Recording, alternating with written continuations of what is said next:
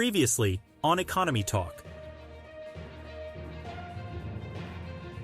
With the discovery of significant oil reserves, the country has seen its GDP grow by an average of 6% since 2013. Guyana's robust economic growth is a testament to the country's commitment to diversification and its willingness to embrace new investment opportunities. Guyana will remain one of the world's most dynamic and successful economies for many years to come. The International Monetary Fund's managing director, Christine Lagarde, stated, "Guyana's impressive economic performance in recent years has been truly remarkable."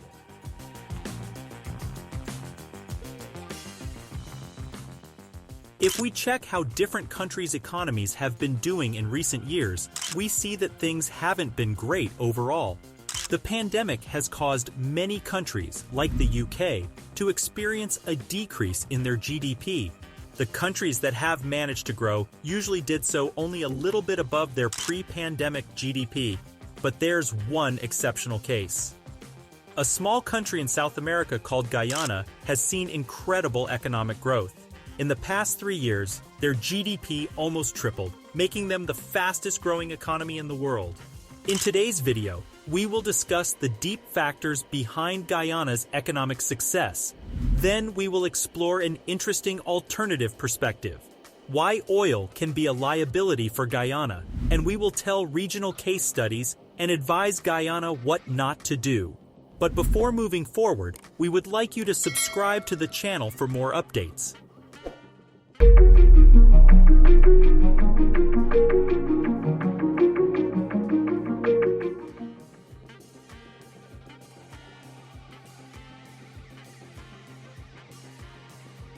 As we mentioned earlier, the global economy has faced some tough times in the last few years. According to data from the International Monetary Fund, IMF, the world's economy has grown by only 6.1% in the last 3 years, from 2020 to 2022. This means an average annual growth of just under 2%, which is well below the usual historical average of about 3.5%. Most countries have actually experienced even worse growth than they did before the pandemic hit. However, there's a small country called Guyana that has defied this trend. Over the past 3 years, Guyana's GDP has skyrocketed by a staggering 180%. To put it simply, their economy has nearly tripled in size. For context, this growth is 150% higher than the second-ranking country, Ireland, and it's 8 times higher than the global average. So why is Guyana experiencing such impressive growth? The short answer is oil. Since 2015, a significant amount of oil has been discovered off the coast of Guyana, and this oil lies within their exclusive economic zone. In fact, 1/3 of all newly discovered oil since 2015 is located in Guyana. The country now has an estimated 11 billion barrels of oil reserves, making it the 17th largest holder of oil reserves in the world. Fortunately for Guyana, accessing this oil is relatively cost-effective, and they are expected to produce up to 1 million barrels per day by 2027.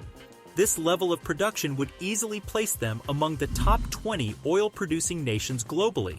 Moreover, there's a good chance that Guyana will continue to discover more oil given their current rate of finding new reserves. Back in 2015, the major oil company ExxonMobil made most of the initial oil discoveries in Guyana after a search that took about 7 years. But it didn't stop there. After finding significant oil reserves, Exxon and other major oil companies like Shell, Total, and Hess have all made substantial investments in Guyana. This heavy investment has played a role in boosting Guyana's GDP to impressive heights. While this might seem like fantastic news for the small South American country, it's essential to know that having oil doesn't automatically guarantee prosperity. In fact, there are 4 primary reasons why relying too much on oil can be harmful to a country's economy.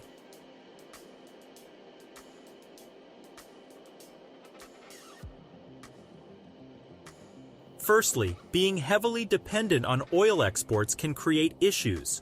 It's not just because oil is valuable, but also because the high oil demand can strengthen a country's currency. When this happens, the country's other exports become more expensive for foreign buyers, making them less competitive in the global market.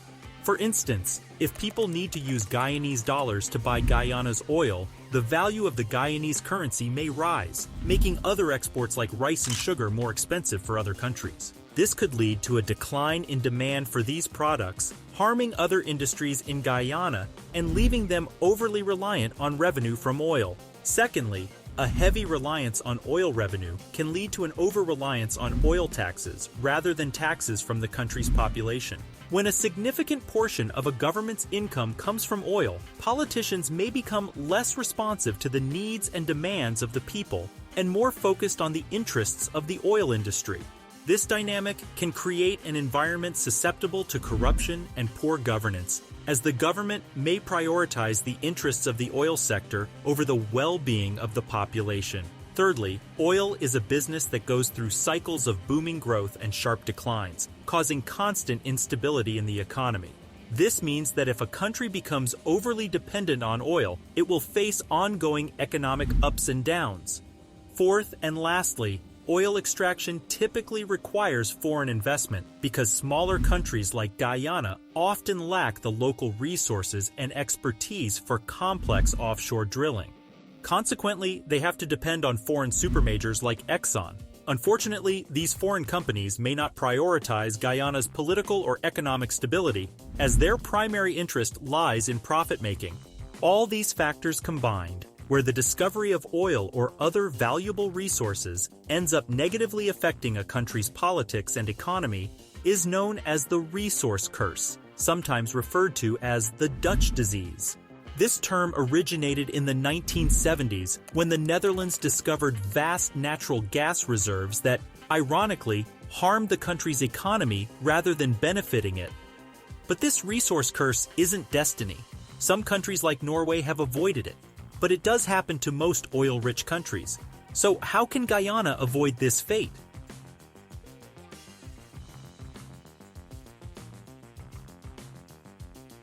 To fully benefit from its newfound wealth, Guyana should focus on achieving two crucial objectives. Firstly, it should strive to reach a bipartisan consensus on its fiscal strategy. The government's ideal approach would involve saving a portion of the revenues through a sovereign wealth fund. This fund would then be used to develop essential infrastructure such as roads, schools, healthcare facilities, and climate protection measures. As improved infrastructure empowers citizens to educate their children, enhance their living conditions, and establish or expand businesses, the government can gradually increase direct financial support to its people. Secondly, Guyana should aim for increased international scrutiny of its financial activities.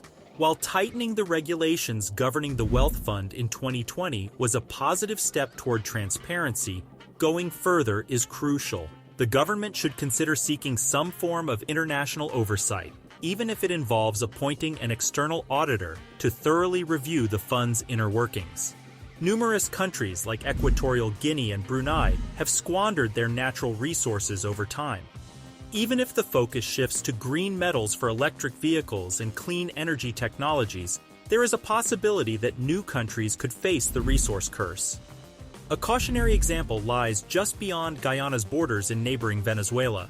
Once the world's second-largest oil producer, Venezuela now grapples with severe economic distress and is governed by a despot. Moreover, Venezuela has made attempts to claim Guyana's newfound resources for itself. As Guyana navigates how best to handle its windfall, the Venezuelan situation serves as a stark reminder of the importance of making informed decisions to secure a prosperous future. In conclusion, Guyana's recent oil boom presents both tremendous opportunities and significant challenges. While the exponential growth of its GDP is a cause for celebration, it also raises concerns about the potential pitfalls of the resource curse. Therefore, Guyana must prioritize bipartisan fiscal consensus, establish a sovereign wealth fund, invest in critical infrastructure and education, and seek international financial scrutiny to ensure responsible management of its oil wealth and avoid the pitfalls of the resource curse. Taking these steps will lead to lasting prosperity and safeguard the nation's future. If you like the video, do subscribe to the channel for more updates.